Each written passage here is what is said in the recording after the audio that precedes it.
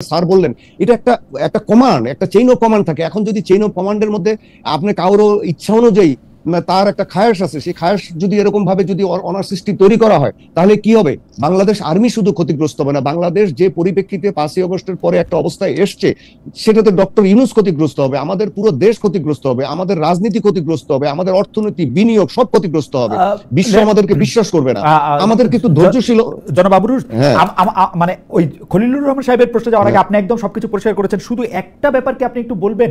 অনেকেই বলছেন যে জেনারেল ওয়াকার বলেছেন যে তিনি এখন অভিভাবকহীন, কারণ তার একমাত্র অভিভাবক ছিলেন শেখ হাসিনা। ব্যাপারটা কি আসলে ঠিক?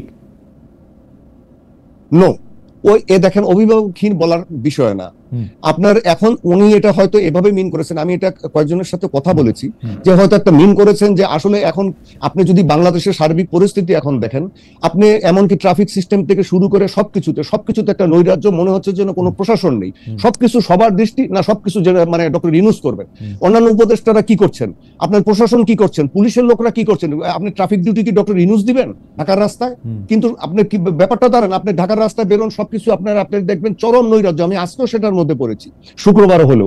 তা এখন আসলে এই জিনিসগুলো হয়তো উনি ওইভাবে বলেছেন যে আমি তো কোনো অভিভাবক পাচ্ছি না, বা এরকম কিছু একটা বলে থাকতে পারেন বা মন্তব্য করতে পারেন, which is not sure even।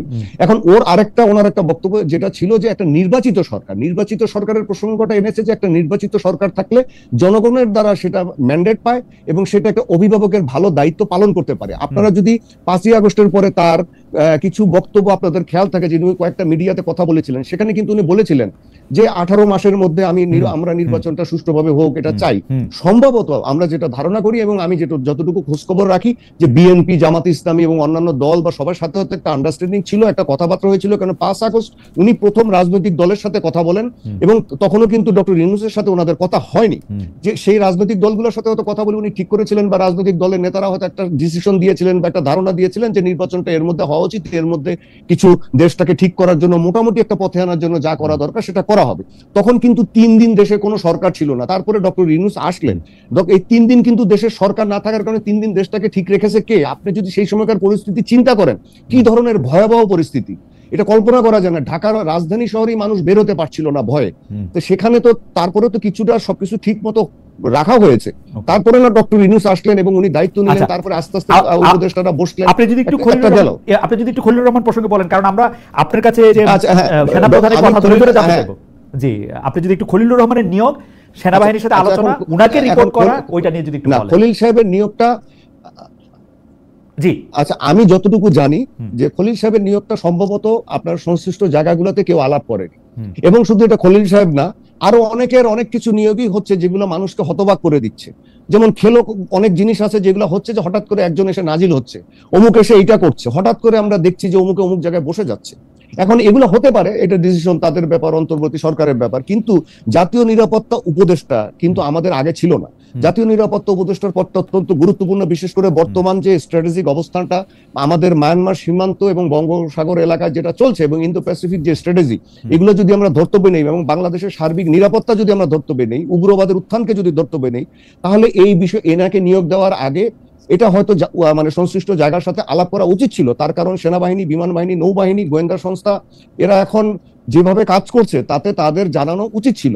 এছাড়া আপনার রাজনৈতিক দলকেও জানানো উচিত ছিল। কিন্তু এই যে আপনি আরেকটা কথা যে বললেন যে অজিত দোভালের সাথে কথা বলার পরে উনি নাজিল হলেন কিনা, আমার মনে হয় না যে অজিত দোভালের সাথে কথা বলার পরে উনি নাজিল হয়েছেন, সেটা হয়তো ঠিক না।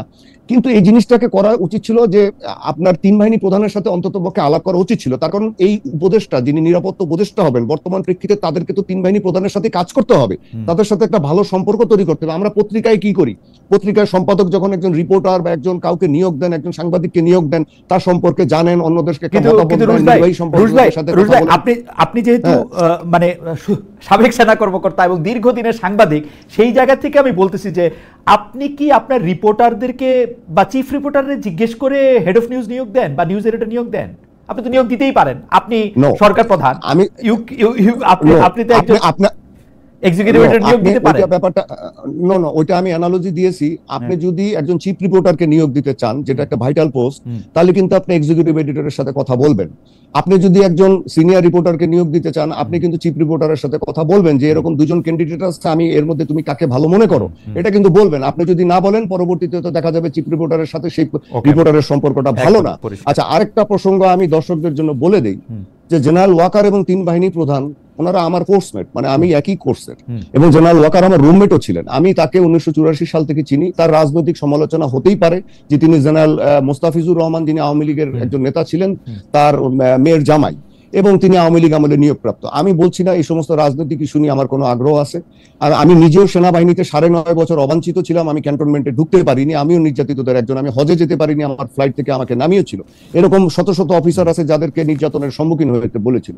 কিন্তু আমি জেনারেল ওয়াকার বা 3 বাহিনী প্রধান সম্পর্কে বর্তমান পরিস্থিতিতে একটা কথা বলতে পারি যে এ পর্যন্ত তারা পরিস্থিতিটাকে এই যে পর্যায়ে যে অবস্থা তৈরি হয়েছিল, আমি বলবো যে এটা 1975-এর থেকে অনেক ভয়াবহ পরিস্থিতি এখন তৈরি হয়েছিল। সেখান থেকে এ পর্যন্ত স্ট্যাটাস কোটা মোটামুটি তারা বজায় রেখেছেন। একটু ক্রেডিট আমাদের অন্ততপক্ষে তাদের দেওয়া দরকার। এবং আমি রিকোয়েস্ট করব যে হ্যাঁ, রাজনৈতিক সমালোচনা আপনারা করুন, আপনারা কঠোরভাবে করুন, কোনো অসুবিধা নাই। কিন্তু এই যে হুজুগগুলা তৈরি করেন, এতে কিন্তু সার্বিকভাবে ডক্টর ইউনূসেরই ক্ষতি হচ্ছে, আমাদের রাজনৈতিক দল। আমার মনে হয় যে জনাব রুজ, আপনার বক্তব্য পরিষ্কার। আমি একটু মেজর জেনারেল অবসরপ্রাপ্ত শহীদুল হকের কাছে যেতে চাই। তবে জনাব শহীদুল হক, আমি দর্শকদের কাছে প্রশ্ন করেছিলাম যে প্রধান উপদেষ্টা অধ্যাপক মোহাম্মদ ইউনূস যাতে পদত্যাগের সিদ্ধান্ত না নেন, দেখা করে সেই আহ্বান জানিয়েছেন এনসিপি নেতা নাহিদ ইসলাম। প্রিয় দর্শক, এই অবস্থান সঠিক বলে মনে করেন কিনা? শতকরা 76% দর্শক মনে করছেন অবস্থান সঠিক, শতকরা 24% মনে করছেন অবস্থান সঠিক নয়। 70,000-এর বেশি দর্শক ভোট দিয়েছেন। আমি জেনারেল শহীদুল হকের কথা একটু দর্শক আপনাদের আগেই বলে রাখি। জেনারেল শহীদুল হক যেহেতু একজন সামরিক অ্যাটাশে ছিলেন মিয়ানমারে, তিনি বাংলাদেশ এবং মিয়ানমারের মধ্যেকার সেই বাস্তবতা সম্পর্কে একদম ফার্স্ট হ্যান্ড নলেজ এবং সেইটা তার রয়েছে, এবং তিনি আসলে মিলিটারির বিষয়গুলি নিয়ে আসলে কথা বলতে বেশি আগ্রহী। কিন্তু আপনার অনুমতি নিয়ে আমি ছোট্ট করে একটু বলতে চাই, এই জেনারেলকে, মানে অবস্থার কারণেই হোক আর যাই হোক, আমাদের বর্তমান জেনারেলকে একটু বেশি পলিটিক্যাল বা পলিটিক্যাল না বলে আমি যদি বলি একটু পলিটিক্যালি কনসাস মনে হচ্ছে কিনা, নাকি এটা হইতেই হইতো? আপনি যদি এই প্রশ্ন উত্তর না দিতে চান, আমি আপনাকে অন্য জায়গায় যেতে পারি, কিন্তু বা আপনি বলতেও পারেন, আপনি যেটা আগে বলে নিয়েছিলেন। আমি এটা দিব, আমি এই প্রশ্নটা, থ্যাংক ইউ সো মাচ। আমি তাহলে প্রশ্নটা করি যে জেনারেল ওয়াকারুজ্জামান কি রাজনীতিতে বেশি ইনভলভ হচ্ছেন, বেশি রাজনৈতিক হচ্ছেন, রাজনীতি নিয়ে বেশি ইন্টারেস্ট নিচ্ছেন? হি ইজ মোর সোলজার দেন, মানে উনি কি সোলজারের চেয়ে একটু বেশি হচ্ছেন কিনা? ধন্যবাদ মহিউদ্দিন ভাই। প্রথম আমি, আপনি যদি পারমিট করেন, আমি একটা ব্যাপারটা বলতে চাই। 5 অগাস্টের ব্যাপারটা যদিও রুশ বলেছে, আমি আপনাকে জাস্ট একটা সিনারিওতে বলি। 5 অগাস্টে যেটা হয়েছে, 5 অগাস্টে আপনার সিনারিওটা অনেকে কিন্তু আমরা বুঝতে পারি না। মানে প্রাইম মিনিস্টারের যে প্রোটেকশন থাকে, ডিট্যাচমেন্ট গুলি থাকে 3 স্তরে থাকে। প্রথমে থাকে এসএসএফ, এসএসএফ এর মধ্যে আবার 2টা ভাগ থাকে। একটা হলো ফিজিক্যালি প্রাইম মিনিস্টারকে বাঁচান, আরেকটা হলো আউটার। তার বাইরে থাকে হলো পিজিআর, পিজিআর এর সাথে আবার এপিসি আছে। তার উপরে বাইরে ছিল 46 ব্রিগেডের একটা ইউনিট।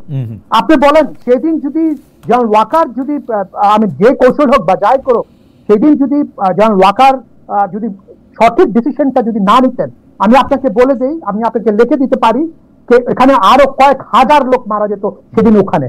সেখানে যে ওয়েপন্স ছিল, যা ছিল, ওইটা আমি আপনাকে বোঝাতে পারবো না।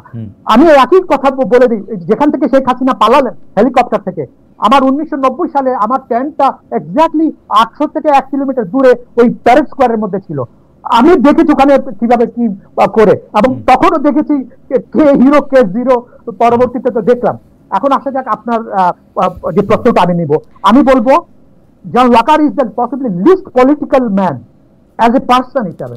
আমি আবার রিপিট করি, আমার দেখা মতে he is the most least political man.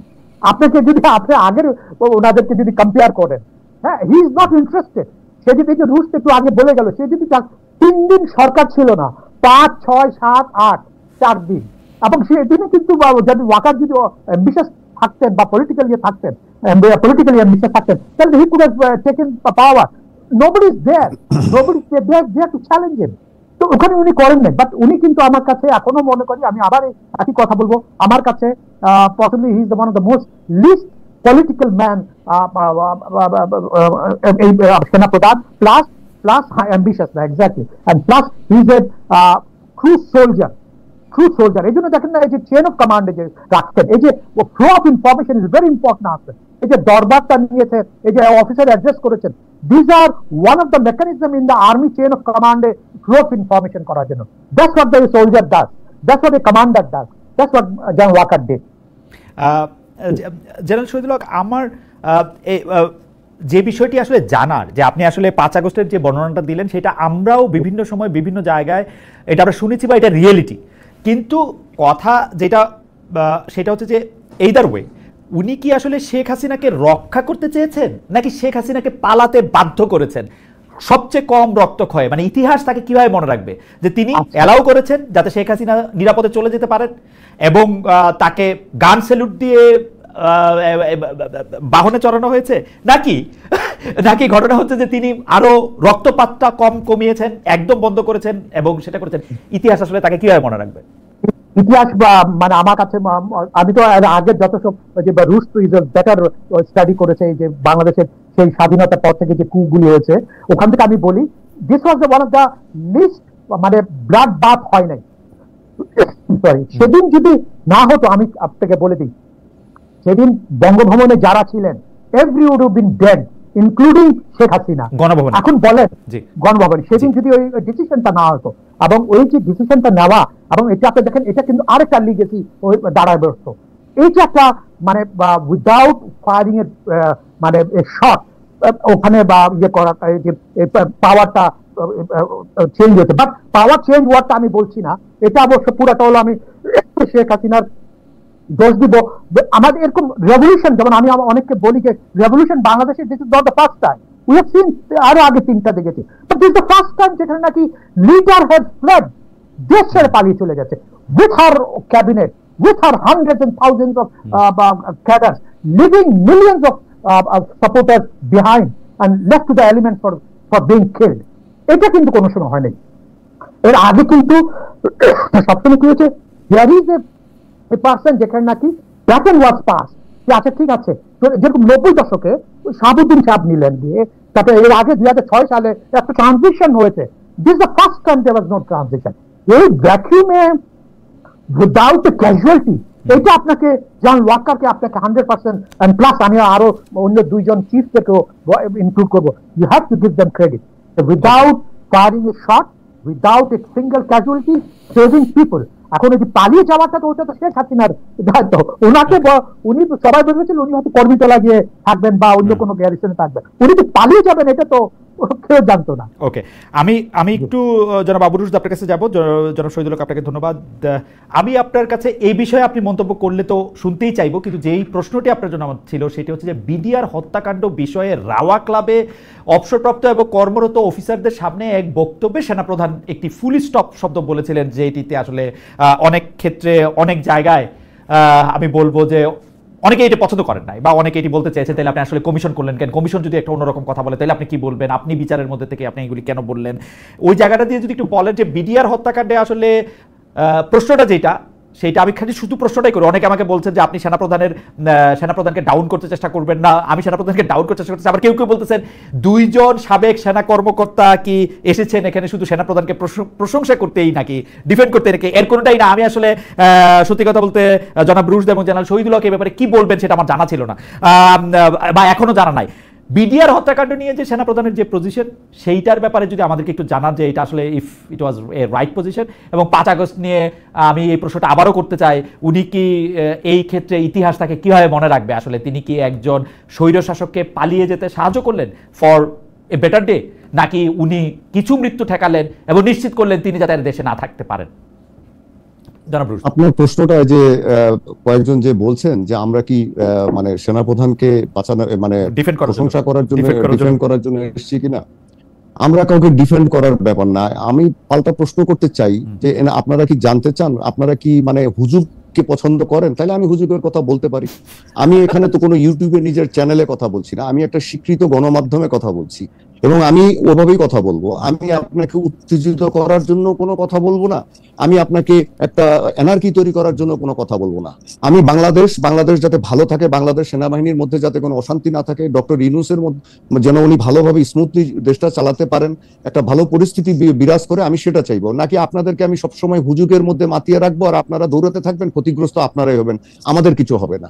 দেখুন, এটা আপনাদের ডিসিশনের ব্যাপার যে আপনারা কি শুনতে চান, কিন্তু আমি কিন্তু কোনো হুজুগের কথা বলবো না যে ও এটা বলেছে, ওখান থেকে এটা হয়েছে, উনি এটা করেছেন, আমি জানতে পেরেছি ট্যাঙ্ক নেমে গেছে পানিতে, সাবমেরিন উঠছে আকাশে, এ ধরনের কথা যদি আপনারা জানতে চান, হ্যাঁ, ওটার জন্য ইউটিউব আছে, ওটার জন্য ধরেন পার্সোনাল চ্যানেল আছে, সেখানে আপনারা যান। কিন্তু একটা স্বীকৃত গণমাধ্যমে এগুলি বলা যায় না। আমরা কাউকে ডিফেন্ড করার জন্য না, আমরা যেটা চাচ্ছি সেটা হচ্ছে যে যেই সমস্ত জিনিস বাংলাদেশ সেনাবাহিনীর ক্ষতি করবে না, আমাদের ডক্টর ইউনূসের যিনি দেশ চালাচ্ছেন তার ক্ষতি করবে না, এবং সার্বিকভাবে বাংলাদেশটার ক্ষতি করবে না। এখানে শুধু আপনাদের মতামত থাকতে পারে, কেউ বিএনপি কে পছন্দ করবেন না, কেউ জামাত ইসলামীকে পছন্দ করবেন না, কেউ আপনার এনসিপি কে পছন্দ করবেন না, এরকম তর্কাতর্কি সমস্ত কিছু সবসময় চলবে। এটার জন্যই তো আসলে 5 আগস্ট হয়েছে। এই যে আপনারা প্রশ্ন করছেন যে আমাদেরকে নিয়ে, এটা আমরা স্বাগত জানাই যে আপনারা সমালোচনা করছেন, কিন্তু আমরা যেটা লক্ষ্য করছি, আমি একটু এটা বলছি এ কারণে যে সোশ্যাল মিডিয়াতে অস্থিরতা, আপনারা গালাগালি করছেন, আপনারা যা তা বলছেন একটা মানুষকে, যে একজন একটা বিষয়ে জানেন তাকেও আপনারা অশ্রাব্য ভাষায় গালাগালি করছেন। এই যে কতগুলো দলকে দেখা যায় তাদের সমর্থকরা একজন আরেকজনকে মানে যা তা বলছেন। এই যে এনসিপি যে ছোট ছোট বাচ্চাগুলা যারা বুলেটের সামনে নিজের জীবন বিসর্জন দিয়েছে, আপনারা কি জানেন যে বুলেটের সামনে দাঁড়ানো কি জিনিস? এখন না বসে বসে সুন্দর করে, বিদেশে বসে বসে সুন্দর করে কথা বলা যায়। বুলেটের সামনে আমরা দুজনেই সেনা অফিসার ছিলাম। বুলেটের যেদিন প্রথম শব্দ শুনি মনে হয়েছিল যে উঠে দৌড় দেই। এখন বুলেটের সামনে আমার স্যার তো হিল ট্রাক্সে যুদ্ধ করেছেন, একটু জিজ্ঞাসা করেন যে যুদ্ধ কাকে বলে। সেইখানে এই বাচ্চা ছেলেগুলা, আমরা এই যে যারা তরুণ যুবকরা, এমনকি মেয়েরা ছিল, তারা বুলেটের সামনে দাঁড়িয়েছে। ঢাকায় আমার বাসার উপর দিয়ে র্যাবের হেলিকপ্টার উড়ে যেত আর গুলি করতো, আমি শুনেছি। স্টান গ্রেনেড মারতো, আমি শুনেছি। এই বাচ্চাগুলাকে এই 5 আগস্টের পর তারা যে ট্রমাটা দেখেছে, নিজের সামনে তারা মরে যেতে দেখেছে মানুষকে, ছোট ছোট বাচ্চা, আপনি শিশু 182 জনের মতো নিহত হয়েছে। তাদের কষ্টটা কি আপনারা বোঝেন? এই লোকগুলা বোঝে যারা হুজুগ ছড়ায় এই বাচ্চাগুলোকে এমনি তো ট্রমার মধ্যে আছে, পাগল বানিয়ে দিচ্ছে। এরা তো আসলে এখন তাদেরকে আমাদের উচিত ছিল একটা শান্তিপূর্ণ পরিস্থিতিতে রাখা, একটা স্ট্যাটাস কো বজায় রাখা, যাতে তারা তাদের চিকিৎসাগুলো পায়, তারা আবার একটা ভালো জীবনে ফেরত যেতে পারে এবং একটা সুন্দর একটা পরিবেশ পায়। কিন্তু আমরা তো তারা রাখি নাই, এমনকি উপদেষ্টারাও তা রাখেন নাই। এক একজন উপদেষ্টা এক এক রকম কাজ করছেন। আপনি স্বরাষ্ট্র উপদেষ্টার কথাই বলেন, তিনিও তো সেনা অফিসার, লেফটেন্যান্ট জেনারেল। আমি তার সমালোচনা করছি, এখন কি বলবেন? তিনি আমার অনেক সিনিয়র, এই স্যারেরও সিনিয়র। ফার্স্ট শর্ট কোর্সের উনি, আমি 13 লং কোর্সের। উনি তো একজন অথর্ব। উনি ঢাকা শহর, চিটাগাং শহর, কোনো শহরে কোনো ট্রাফিক নিয়ন্ত্রণ নাই, কোনো কিছু নাই, আইন শৃঙ্খলার কোনো বিষয় নাই, কোনো কিছু দিয়ে পারছেন না। এটাকে কি বলবেন আপনি? তারপরে ব্রিগেডিয়ার শাখাওয়াত যখন প্রথমে ছিলেন, উনি কি কথা বলেছিলেন সেটাও আমরা সমালোচনা করেছি। শুধু এক পাশে কথা বলবেন না। আপনারা কি আপনারা কি আমরা দুজন সেনাবাহিনীর মধ্যে গন্ডগোল লাগাতে কথা বলবো? আমার মনে হয় যে আপনি অতি কেন, তার কারণ আমরা একটু মুভ অন করি, কারণ মানুষ তার দর্শকদের কথা বলেছেন, মানে আপনি অতি চমৎকার জবাব দিচ্ছেন। আপনি যদি একটু বিডিআরে আসেন, যে বিডিআর হত্যা, না আমি জানি, আমি গণতন্ত্রকে পছন্দ করি, আমি সবসময় বিরোধী মতকে পছন্দ করি। আমাকে কেউ গালি দিলেও আমি তাকে গালি দেই না। আমি চাই যে 5 আগস্টে এই বাচ্চাগুলো যে জীবন দিয়ে আমাদেরকে একটা জিনিস দিয়ে গেছে, সেটা হচ্ছে সমালোচনার অধিকার, মুক্তভাবে মত প্রকাশের অধিকার। আমরা সেটাকে চর্চা করব, কিন্তু আমরা আমাদের দেশের ক্ষতি করে না। আমরা ডক্টর যদি ইউনূসেরও সমালোচনা করতে হয়, আমরা ভদ্র ভাষায় করব। আমরা যদি একজনের সমালোচনা করি, তাকে সমালোচনা করব, কিন্তু তার মানে এই না যে আমরা এক জায়গায় গন্ডগোল সৃষ্টি করব, আমরা একজনের কান দর্শকরা খুব অধীর আগ্রহে, মানে বিডিআর এর হত্যাকাণ্ড নিয়ে তার ফুল স্টপ, এবং প্লাস একটু ছোট করে যদি বলেন যে বিডিআর হত্যাকাণ্ডের দায়কার, এটাও যদি একটু বলতেন।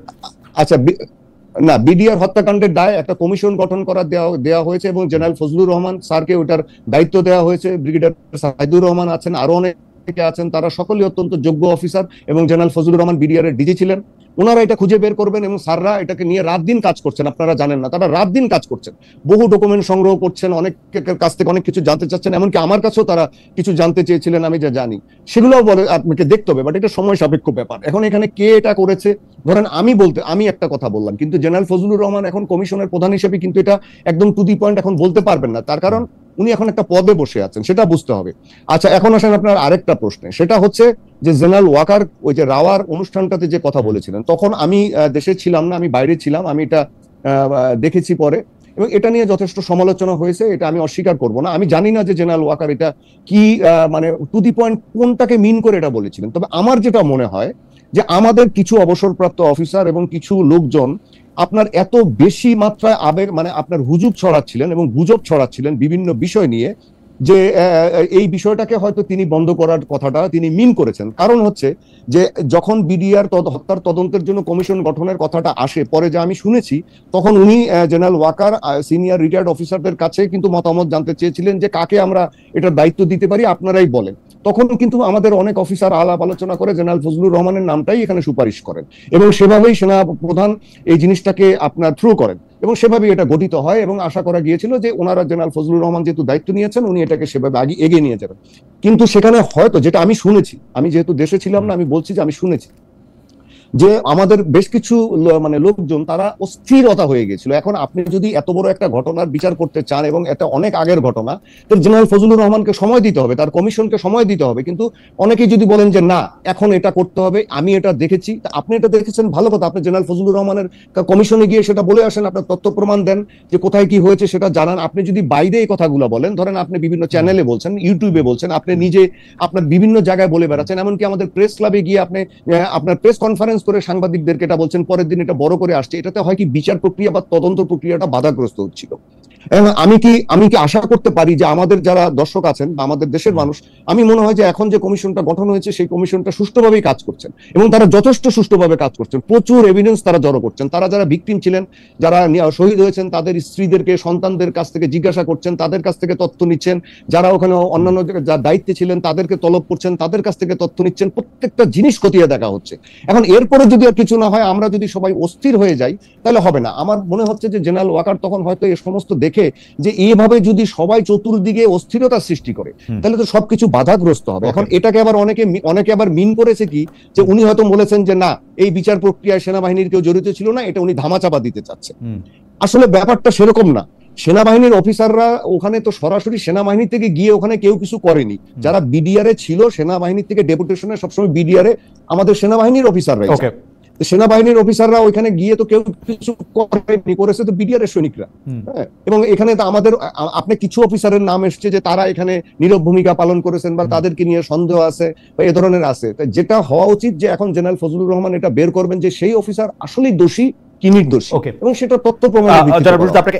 আপনাকে ধন্যবাদ। আমি এখন যে প্রসঙ্গটা নিয়ে জনাব শহীদুল হক আপনার কাছে আসতে চাই, সেটিও আসলে সেনাবাহিনী সংক্রান্ত। আপনি জানেন বিগত 15 বছর আওয়ামী লীগের শাসনামলে বেশ কিছু সেনা কর্মকর্তা এবং কর্মচারী, আমি যদি এভাবেও বলি যে তাদেরকে চাকরিচ্যুত করা হয়েছে, যেটা তারা বলছেন বেআইনিভাবে, তারা এটা একটা তালিকা করেছেন, এটা একটা জমা দিয়েছেন এবং তারা ক্ষোভ বিক্ষোভ জানিয়েছেন।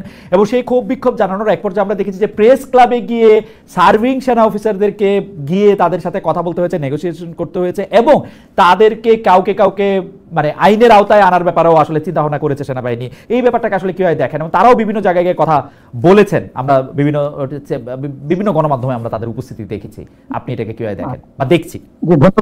ধন্যবাদ। এটা একটু ট্রিকি কোশ্চেন আমার জন্য, বিকজ আমি ভিতরের কথা কিভাবে বলবো বাইরে, এটা একটু ওই ডিলেমাতে আর কি। আমি প্রথমে আমি বলে দিই, যখন নাকি প্রথম এই 400 এবং কয়েকজন যারা চিফ অ্যাডভাইজারের বাসভবন যখন ঘেরাও করতে গেলেন, তারপর ওনারা একটা লিস্ট দিয়েছিলেন। এই লিস্টটা কিন্তু বাই চেন অফ কমান্ডে কিন্তু এসে আর্মি হেডকোয়ার্টারে,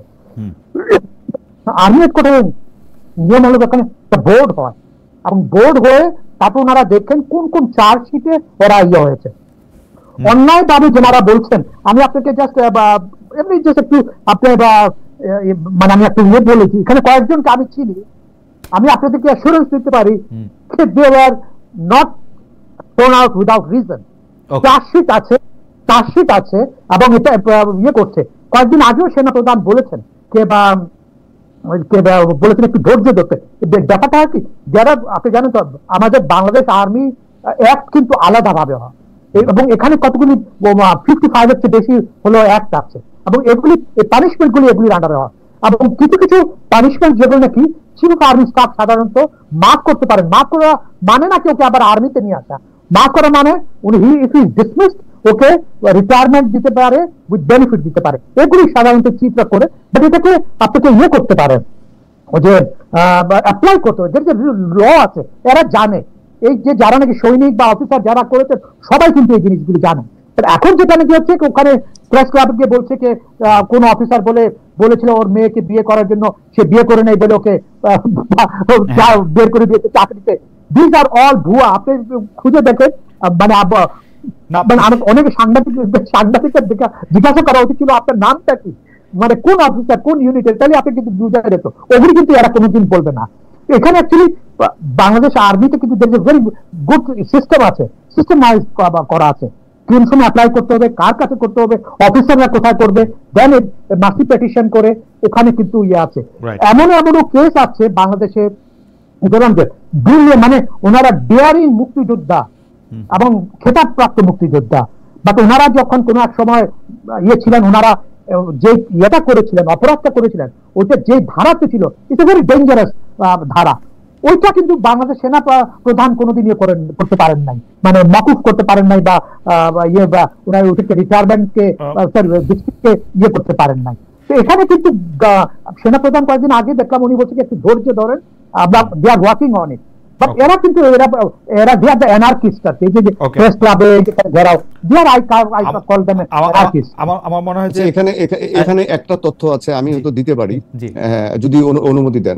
সেটা হচ্ছে যে যেসব অফিসাররা আপনার বলেছিল যে আওয়ামী লীগ আমলে তারা রাজনৈতিক কারণে চাকরি হারিয়েছেন বা বিভিন্ন নির্যাতনের শিকার হয়েছেন, তাদের যে বিষয়গুলো, যে চাকরি মানে রিইনস্টেট করা বা পেনশন দেওয়া বা ক্ষতিপূরণ দেওয়া, এই বিষয়গুলো যখন আসে তখন সেনাবাহিনী বোর্ড একটা গঠন করে এই যে তাদের সবার ইন্টারভিউ নেওয়া হয়, যাচাই বাছাই করা হয়।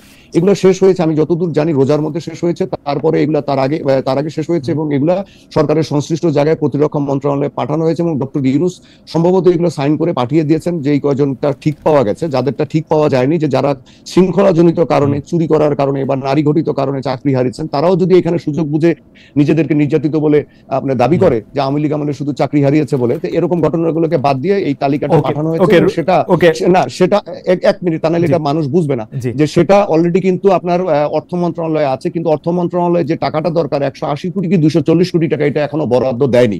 এ কারণে এই জিনিসগুলো দেরি হচ্ছে। কিন্তু এই সুযোগটা নিয়ে এই যে অ্যানার্কিস্টরা, এই যে যারা হুজুগ গুজব ছড়ায়, এবং আমাদের প্রচুর লোকজন গুজব খুব পছন্দ করে, তার কারণ তারা মনে করে কিছু আমাদের।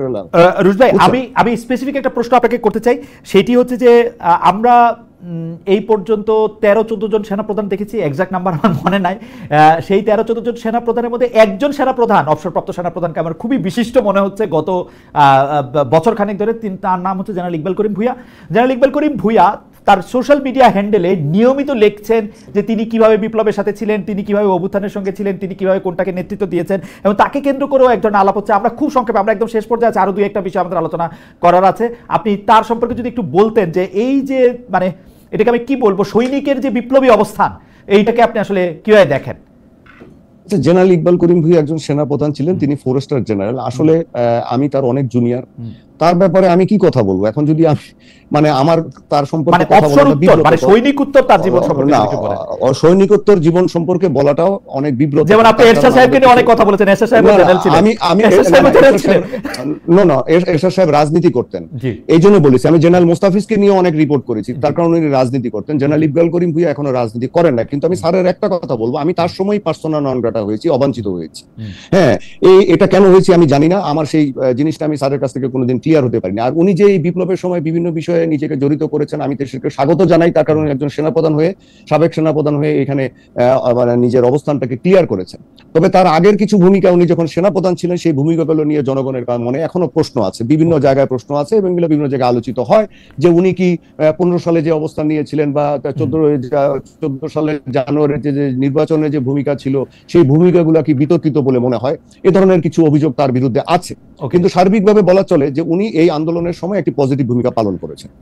জনাব রুশদ, আপনাকে ধন্যবাদ। আমি জেনারেল শহীদুল হক, আপনি কি একটু মন্তব্য করবেন জেনারেল ইকবাল করিম ভূঁইয়ার অবসর উত্তর জীবন সম্পর্কে, এবং তার সোশ্যাল মিডিয়া হ্যান্ডেলে তিনি যেসব বিষয়গুলি আলোচনায় সামনে আনছেন, সেটা সেনাবাহিনীর ভেতরের জিনিসগুলি বাইরে আসা, বা তিনি যেহেতু সেনাপ্রধান ছিলেন তার অনেক কিছু জানাও থাকে, জানা আছেও। আমি অবশ্য সোশ্যাল মিডিয়াতে, ফেসবুকে খুব কম আর কি চাই, বাট আমি ওনার পোস্টগুলি বা পড়ি, স্পেশালি উনি কয়েকদিন আগে ওনার অটোবায়োগ্রাফি যেগুলি উনি দেখছিলেন, বেশ ভালো, ভেরি ইন্টারেস্টিং।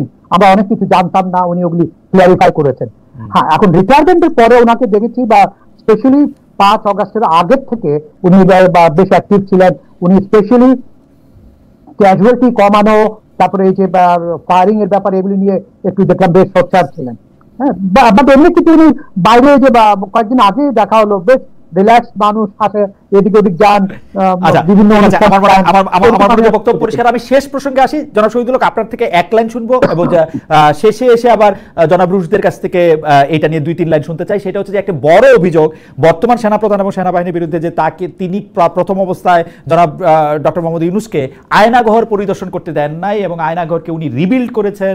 এবং আয়নাঘর আপনি তো জানেন যেখানে বেআইনিভাবে লোকজনকে আটকে রাখা হতো, গুম অবস্থায় রাখা হতো, কোনো আইনি সুবিধা তাদেরকে দেওয়া হতো না, সেরকম ঘরকে আয়নাঘর বলা হচ্ছে। তো সেরকম একটি ঘর পরিদর্শন করার ব্যাপারে তিনি ডক্টর ইউনূসকে বাধা দিয়েছিলেন এবং আয়নাঘরগুলিকে তিনি রিপেয়ার করেছিলেন, ম্যানিপুলেট করেছেন, ম্যানুভার করেছেন। আপনার মন্তব্য একটু শুনতে চাই জনাব শহীদুল হক, এবং এটি আমার শেষ প্রশ্ন। জনাব রুশদের কাছ থেকে উত্তর নিয়ে আমরা আজকে শেষ করব। জি জনাব শহীদুল হক। জি, আমি শেষ বক্তব্য হলো যে আয়নাঘরের ব্যাপারটা বলি। আমি এই ডিজিএফআইটা কিন্তু কার আন্ডারে, এটা হলো সবচেয়ে বড়। আমি মানে অনেক বড় বড় সাংবাদিক, অনেক বাইরে যারা এটা খুবই ইন্টারেস্টিং। ডিজিএফআই যে মিলিটারি আন্ডারে না বা মিলিটারি চিফের আন্ডারে না, এটা অনেকেই জানেন না। এক্স্যাক্টলি, এবং এটা কিন্তু নো ওয়ে রিলেটেড। হ্যাঁ, শুধু military, even RAB is also same thing. RAB হলো মিনিস্ট্রি অফ হোম এর আন্ডারে, it's not related to the army. এখন যে ভাঙা, বিকজ আমি আপনাকে বলি ব্যাপারটা কি হয়েছে। মানে তাহলে আমাকে একটু আপনি যদি একটু অনুমতি দেন, আমি একটু 2টা লাইন এক্সট্রা বলবো। এখানে হলো কি, এই যে আমাদের 5 অগাস্টের পরে possibly one of the most damaging যে এটা কাজ হয়েছে, যে কিছু কিছু ইনস্টিটিউশনস গুলিকে এই যে থ্রু ভায়া সোশ্যাল মিডিয়া এবং এই যে এদের মাধ্যমে মানে টোটালি ধ্বংস করে দিয়েছে। এখন ধ্বংসটা কি, এই যে আপনার একটু আগে একটা ডিসকাশন ছিল যে এই যে যেমন একজন উপদেষ্টা হলেন, উনি কিভাবে হলেন? আগে একটা নিয়ম ছিল, এই নিয়মটা কিন্তু পুরো পৃথিবীতে হয়, শুধু বাংলাদেশে না। যারা নাকি অ্যাপয়েন্টেড হতে চান, মিনিস্টার বা ক্যাবিনেট মিনিস্টার বা সিকিউরিটি ক্লিয়ার, ওদের কিন্তু ফাইল আগে বিভিন্ন এজেন্সির কাছে যেত, ওরা ক্লিয়ারেন্স দিলে তারপরে অ্যাপয়েন্টমেন্ট হতো। এই 5 অগাস্টের পরে কি হয়েছে, যে এই ইনস্টিটিউশনগুলি যারা এগুলি করতো, দোজ আর টোটালি ডিস্ট্রয়েড। হ্যাঁ, এখন এই যে ডক্টর ইউনূসকে যে ওয়াকার যে যেতে দেন নাই, আমার কাছে এটা বিশ্বাস, বিকজ যে ওয়াকারের আন্ডারে তো ছিল না ওইটা। এবং ইনফ্যাক্ট সত্যি বলতে কি, ওই ডিজিএফআই কিন্তু ডক্টর ইউনূসের আন্ডারেই ছিলেন। এটা কিন্তু একটা গুরুত্বপূর্ণ পয়েন্ট। আমরা ডিজিএফআই এর কথা শুনি যে ডিজিএফআই কিন্তু আসলে সেনাপ্রধানের আন্ডারে কখনোই থাকেন না, বরং একটি ব্যালেন্স রাখার জন্য ডিজিএফআই কে রাখাই হয় অনেক ক্ষেত্রে সেনাপ্রধানের অনেক কার্যক্রম দেখার জন্য, এবং তিনি সরকার প্রধান নিয়ে আসলে ডিজিএফআই একমাত্র রিপোর্ট করে থাকেন এবং তিনি স্বাধীনভাবে এটি করেন। জনাব আবু রুশ, আপনি যদি আপনার শেষ বলি, মানে আপনি গত 15 বছরে না, মানে অনেক সবসময় একই, বাংলাদেশে the only person who can see who can visit prime minister, মানে যারা নাকি ডিফেন্স মিনিস্টার থাকে, any time, every time, anywhere, he is the only guy who can do it. So আপনি বুঝতে পেরেছেন he is how powerful this DJI right, absolutely clear. জনাব রুশ, আপনি যদি একটু মন্তব্য করতেন যে আসলে আয়নাঘর দেখা না দেখাতে সেটাকে আড়াল করা, সেটাকে ভাগাভাগি করা, এবং আমার মনে হয় এসছে কার কাছ থেকে, কোন সোর্সের কাছ থেকে, সেটা আগে আমাকে বলেন। ডক্টর ইউনূসের থেকে ক্ষমতাশালী, তার থেকে বড় বাংলাদেশে এখন কেউ আছে? উনি শুধু বাংলাদেশে না, দক্ষিণ এশিয়ার মধ্যে সবচেয়ে শ্রেষ্ঠতম একটা মানুষ। ওনার সামনে কথা বলার মতো বা ওনার কিছু করার মতো কেউ আছে? এই যে স্যার যেটা বললেন, এটা আমি বলতে মানে আমার মুখে এসে গিয়েছিল যে এটা হচ্ছে প্রতিরক্ষা মন্ত্রণালয়ের আন্ডারে। এই যে ধরেন সবাই বলছে যে এই যে যারা ক্ষতিগ্রস্ত অফিসারদেরকে কেন পুনর্বাসন করা হচ্ছে না, অর্থ মন্ত্রণালয় টাকা দিচ্ছে না, এটা কি এখন আপনি দোষ দিবেন, আপনি দৌড়াবেন এটার পিছনে? আয়নাঘরের বিষয়টা অনেক আগেই সেটেল করা দরকার ছিল, এবং এটা ডিজিএফআই যখন এসেছিল, মানে যখন এই ঘটনা ঘটেছে 5ই আগস্টের পরে, তার পরপরই এখানে আসলে জিনিসটা দেখা উচিত ছিল। তো উনি যদি ডক্টর ইউনূস না যেতেন, অন্তত পক্ষে উপদেষ্টা কেউ যেতে পারতেন, 3-4 জন উপদেষ্টা যেতে পারতেন। গেলে কে মানা করতো?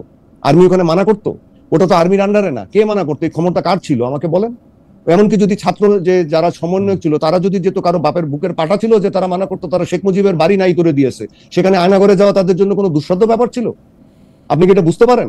সুতরাং এই ধরনের কথাবার্তাগুলো না বলে আমার মনে হয় যে আমাদেরকে দায়িত্বশীল হওয়া দরকার। দায়িত্বশীল মানে কি, আমরা একটা বড় ঝড়ঝঞ্ঝার মধ্যে দিয়ে এসেছি। আমাদের এখন এই জাতিটা, বাংলাদেশি মানুষেরা অনেক কষ্ট করেছে, অনেক কিছু সহ্য করেছে, এখন কিছুটা মনে হয় ঠান্ডা হওয়ার সময় এসছে, আমাদের কিছুটা দায়িত্বশীল হওয়ার সময় এসছে।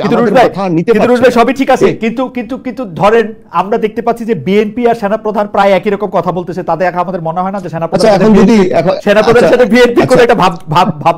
আচ্ছা, আগে আপনারা বলতেন যে আর্মির সাথে আওয়ামী লীগের যোগসাজশ, এইগুলো তো চলতেই থাকবে। আবার কেউ বলে না আর্মির মধ্যে ওনারা জামাতের কথা বলেন। আপনি জেনারেল ওয়াকার যখন 5ই আগস্টে প্রথম আপনার টেলিভিশন স্পিচটা দেয়, উনি প্রথমেই বলে ফেলেছিলেন জামাতের কথা, আপনার যদি খেয়াল থাকে, তার মানে কি উনি জামাতের লোক নাকি?